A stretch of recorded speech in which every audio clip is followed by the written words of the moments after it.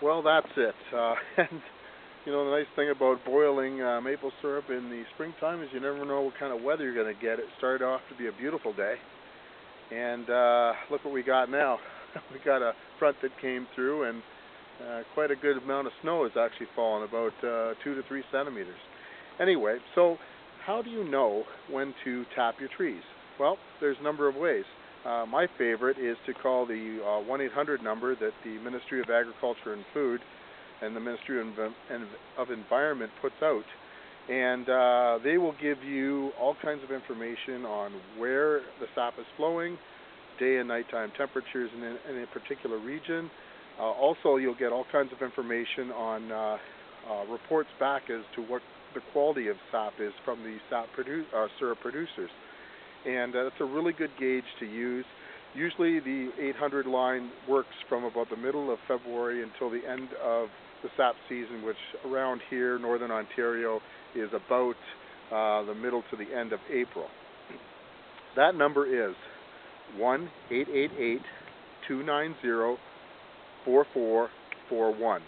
And when the auto attendant comes on, press 4, and they will have a pre-recorded message that usually gets updated about every Tuesday on the week. So be sure to use that. Another way, if you don't have access to that information, is to call up one of your local syrup producers, and they may be able to tell you whether or not they're tapping at this time of year or not.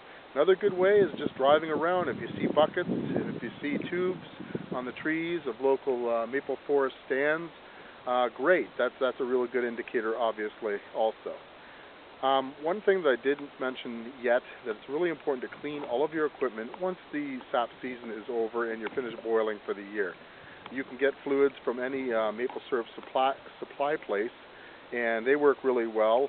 And make sure that you flush all of your tubes, all of your spiles, the holding tanks, all equipment, and make sure that you follow manufacturer's recommendation to make sure that it's nice and clean.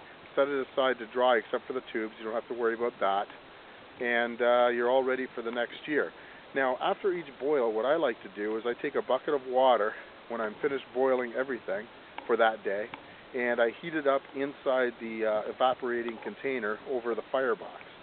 And as it's heating up, I scrub it with a stainless steel barbecue brush, which works really good. Or if you don't have access to that, use an SOS pad, type pad, or stainless steel pad that doesn't have any soap in it. That is very important. Make sure it doesn't have any soap in it.